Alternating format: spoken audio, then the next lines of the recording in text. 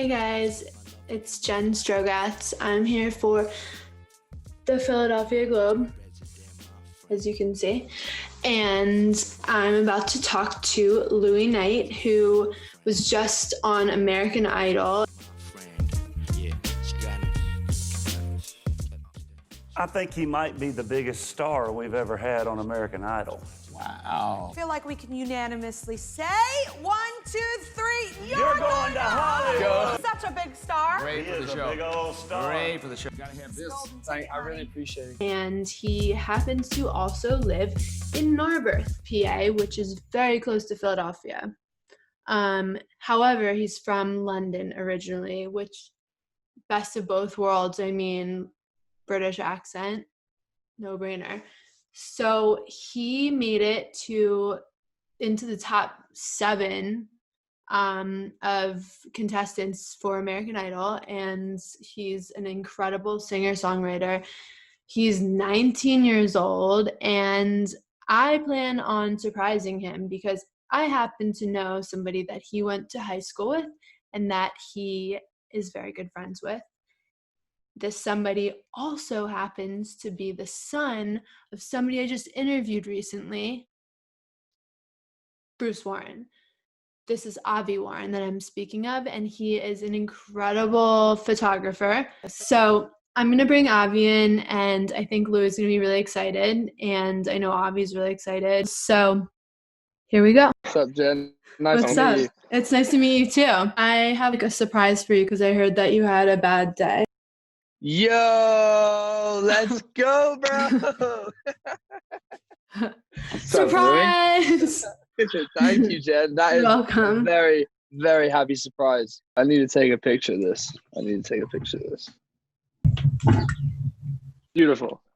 Hey, I'm Jen Strogatz, and this is the Philadelphia Globe, and this is my co-host, Avi Warren. Hello. Hello. And you are... Louis Knight. Aha, that's who you are. I was wondering who this kid was in here with us, Avi. So you're from London. You're from England originally? I'm originally born in London, England, yeah. Nice. You moved to Narberth when you were how old? When I was 11. I literally moved here like 2 days before the start of 6th grade at Ballackinwood Middle School. That must have been rough. Was it rough? It was a little bit of a transition. It was a little rough to begin with, yeah. Yeah, but at the same time, you're British, so I feel like you were probably like super cool to everybody. Yeah, so he already Right? had the Yeah, in, you know? he had a Everyone wants British to be accent. friends. It was Yeah. definitely, it wasn't that hard. Avi, what do you have to What's say? About Louis, what a kid. I didn't really become friends with him until I want to say high school, probably like when I was in 10th or 11th grade. He's a year below me. You guys went to Lower Merion together. Yeah. Yeah. To LM. Shout out LM. Shout it out. So that's cool. 11th grade became friends. That's cool. When did American Idol end? So American Idol ended on May 17th. I got cut the week before that. But Okay, so it's pre-recorded? So yeah, it was all pre-recorded. It kind of had to be, bearing in mind the circumstances we were filming in. So basically we'd film, like, the show would air Sunday night. Then we'd get the results back the next day. So then we would do dress rehearsal, and then we would film the results like midday on the Monday.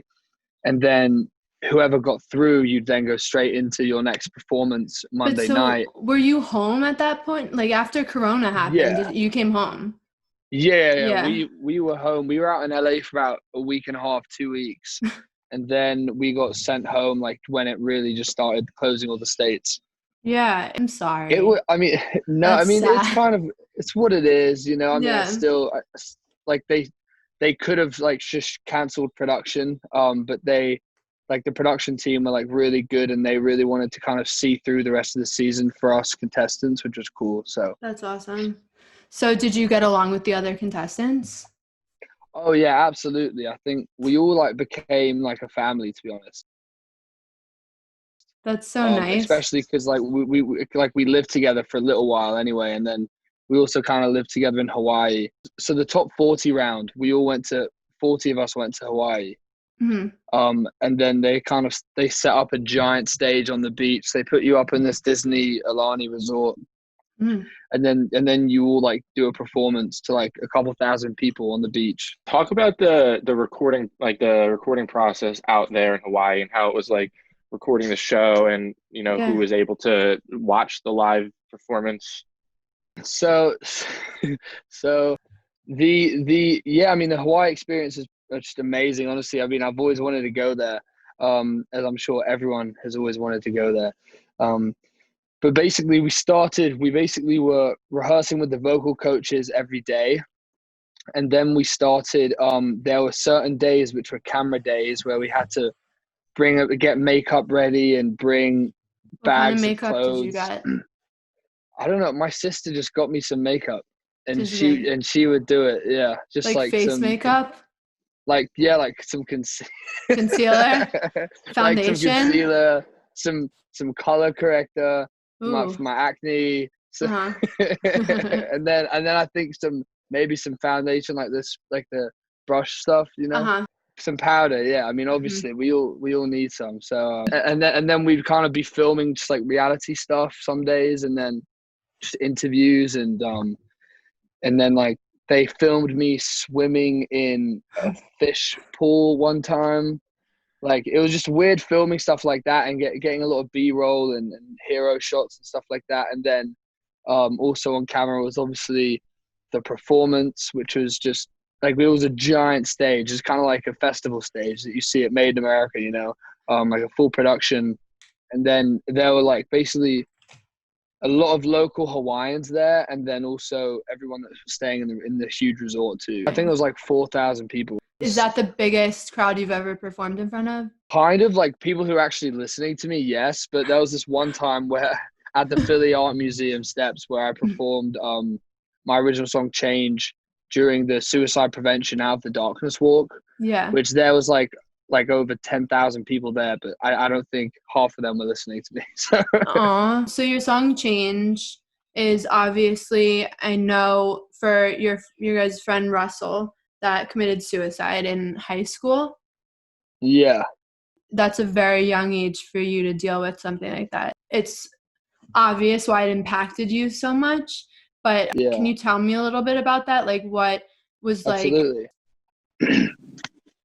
So basically, writing Change, it was something that I had tried to write about for a while. And then I basically like soon after he died, like I fell in love.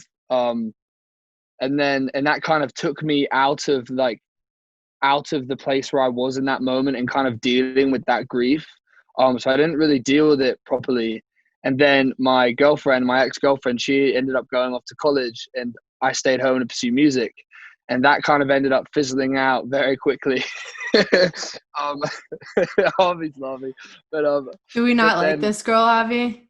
no, she's awesome. I'm still good friends with her, but Avi? basically, Yeah, she's cool. Oh, okay.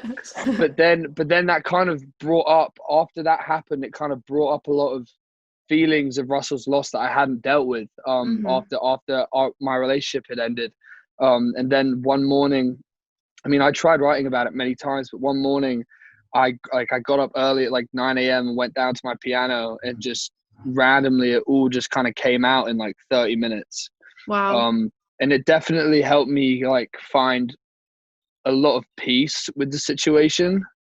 And obviously, I mean, I wrote it as hopefully as like hope for other people that are suffering, because there are so many other people suffering out there. So How does your songwriting process start for you? it typically begins with me just sitting down at the piano, or the guitar, but I'm pretty trash at the guitar. I'm still trying to learn. But it's me sitting down at the piano, and I just start playing some chords. Like, I start just fiddling around with different chord progressions, and then I just kind of start talking kind of singing out my feelings, and then it just becomes So it's I like don't know, I'm very it's fortunate to be able to therapeutic. have that. It Totally. always is, yeah. And I'm Yeah, really fortunate to be able to have that outlet. definitely. How do you think is best for people to support suicide prevention? Well, I mean, I've been doing some work with the AFSP, the American Foundation for Suicide Prevention, and one of the huge things at the moment that they're trying to they're trying to normalize the conversation. It's hashtag real convo, and it's just have a real conversation. Reach out to your loved one, a family member, or a friend that you think may be struggling with their mental health. Be present. Don't give up on them. Let them know that you care for them and you love them, and that you're going to help them through it no matter what, and that it's okay to feel the way that they're feeling. It's okay to struggle, and it's okay to seek help, and maybe help them do so. I think that's just kind of normalizing the whole conversation of mental health, and the stigma around it is Right. going to be a big key in helping other people. So Absolutely. I feel like this is also a very good time for that because of everything else that's happening in the country and the world. A lot of people are going through a lot of different things right now, like mentally, emotionally, whatever. So I feel like it's a good time to people to have that platform to, show everything and to be there for others. Totally agree. absolutely. I think over the years, mental health has been stigmatized. Now, with all of this, like Avi, you're dead on. I feel like people who maybe haven't noticed it before, like everybody's struggling right now. Everyone. How old are you? You're Avi's age? No, I'm about to be 20. I'm 19 still. Yeah, he's younger. Oh, he's a real I'm a bit of young a- bull. I'm a bit of a young bull, yeah. That's so cute. You're the future. Yeah, Leaving it up to you guys. So, what else? Tell me some gossip. Ooh, Yeah, let's get some gossip. gossip. I mean, it was really cool that everyone really did become a family. We all were kind of going through such a weird experience together. Like Yeah. the amount of just the highs and lows, let alone of waiting for hours in a cold room while you await your fate if your dreams are gonna come true, on if they're close to coming true. Oy. And then the letdown of obviously being to saying goodbye to people and getting a no, but then also and just waiting there with that anxiety is like no anxiety you've ever experienced. And then when you get through, you're like the most happy you've ever been. Yeah, I'm sure. I think it kind of forces everyone to really kind of just become really close, which was really cool. We all became like best friends. So you stay in touch with everyone? Yeah, I think we're actually planning a reunion this summer, at the end of the summer, like hopefully if the pandemic's all cleared up. Yeah. So when you got sent home in that moment, how did you feel? So I honestly I had exceeded all of my expectations of how far I could get, honestly. Mm-hmm. I like it was a dream to be able to get to the top 10. It's amazing, really. Thank you. I really wanted to be in the finale, obviously, because I was so close to that finish line. I just really wanted to get there. But I kind of knew going into it. I kind of knew, and I was okay with it. It was just such an incredible journey. Like I've been able to grow and learn so much about myself as a person and as an artist. Like I'm just happy with what I've got from the experience. And I mean, obviously it was disappointing, but I was totally okay with it. The thing that was weird was actually getting back to life without Idol. Like the transition of, it's been my life for almost the last year now. Wow. Even though it wasn't airing, it was all really pre-recorded. Did you want to be on American Idol for a long time? Was it something that just happened?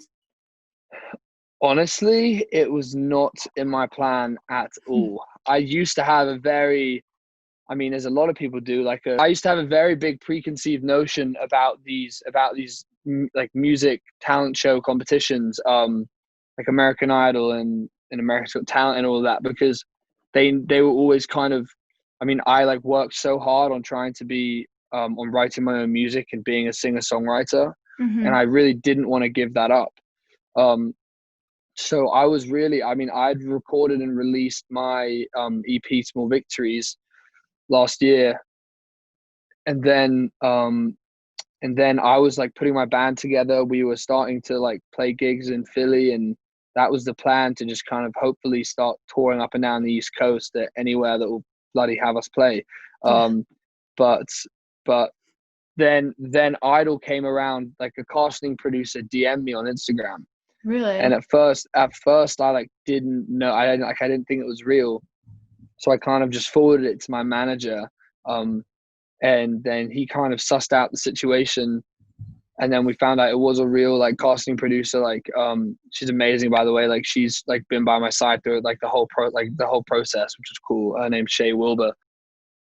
But yeah, and then I wasn't sure if I wanted to audition because I wanted to maintain my like being an original artist. I didn't want to kind of go on the show and be a karaoke singer, which is kind of what my conceived notion was. But then they kind of said, like, we're looking for more singer-songwriters. We're more open to that.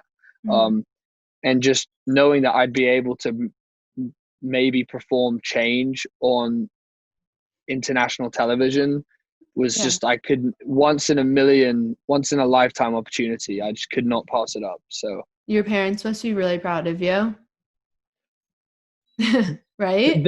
They definitely are. Yeah. I mean, they've been so supportive since they supported me not going straight off to college. You know, they supported me taking a gap year and recording my EP. And I definitely think doing Idol, I mean, we've always been a close-knit family, but doing Idol kind of together from home, obviously, because we've been putting on these shows from home, it's definitely brought us all much closer. Yeah, that's sweet. In general, it sounds like it was an amazing experience for you. So I mean, congratulations, you made it amazingly far. Top seven, that's insane. And that I know of, you're the first person to go on American Idol from the main line. Am I right? Anybody? Am I? I don't know. I think you are. Let's go. I don't even know that. But I feel like you're the first person, and either way, you're definitely the first person to make it in top 7. That's huge, Thank Louis. You. Seriously, good for you. I hope you still play shows in Philly when there's shows again. Will. And me and Avi will come shoot you playing. And that would be amazing. Come full circle. So exactly. We can finally meet. Yeah. Not on Zoom time. Speaking of playing shows, what's the future looking like for you? Have you had any like bigger artists reach out to you since being on? Are there any upcoming opportunities? Good question. That was a good question. Yeah, I mean, no huge. I'm trying to think. No big artists have reached out to me yet. Hopefully. I don't know. My dream is to be on tour with Lewis Capaldi. That would be just fucking sick. I'm hopefully looking to sign a record deal in the next few months. And then I'm just recording more music. I put out an unreleased song. I put out an unplugged version of an unreleased song called Maybe That. Yes. On YouTube and Instagram TV last week. Maybe that was my biggest mistake. And then I'm releasing a song July 6th, I believe, called Twisted Conversations. And then I'm going to be releasing songs kind of every other month. Got almost an album worth of new songs that I need to record too. The judges were Katy Perry, Lionel Richie, and Luke Bryan. Yeah. Were they cool? They were really cool. I mean, being like Lionel Richie was like, I mean, one of the greatest songwriters of all time, really. He was always like just so kind and just really tried, like being able to be complimented by Lionel Richie on my songwriting was just a dream come true. Honestly, it was incredible. So validating. Yeah. But he was always trying to kind of emulate positivity. He always tried to kind of, I mean, they all really just want the best for you, which was really nice. It's really nice to hear that. Avi? Got nothing else. We're done with you. I'm kidding. Only. So this was awesome. Thank you so much. Nice to meet you. Thank you. It was a pleasure to meet you. I want to try my British accent on you really fast. Tell me where you think I'm from. Okay. All right. This is serious. So if I speak to you, just like imagine that you're walking into me in London and like, where would I be from in England? Okay.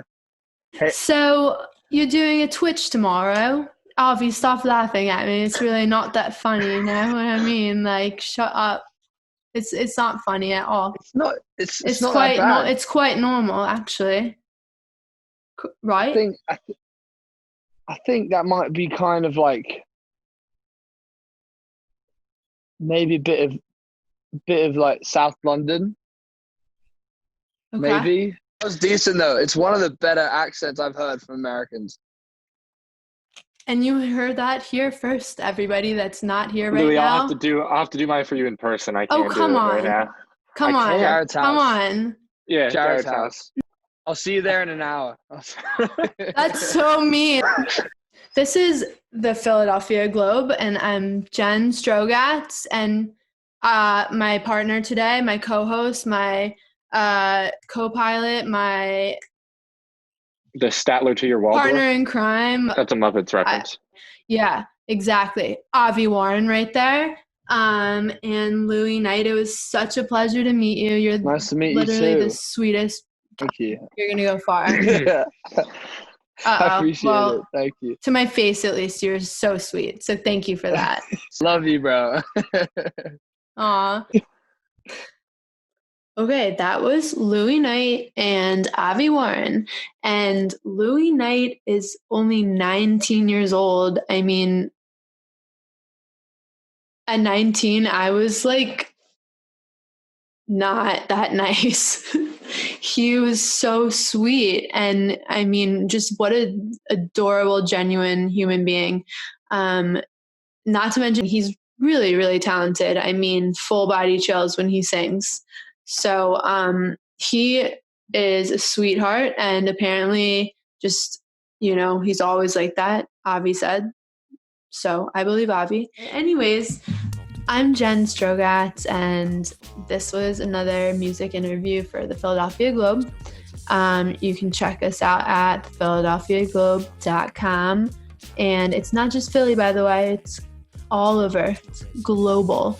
So check us out at Phila Globe, and I'll see you next time. Wake up on my tiny bed trying to figure out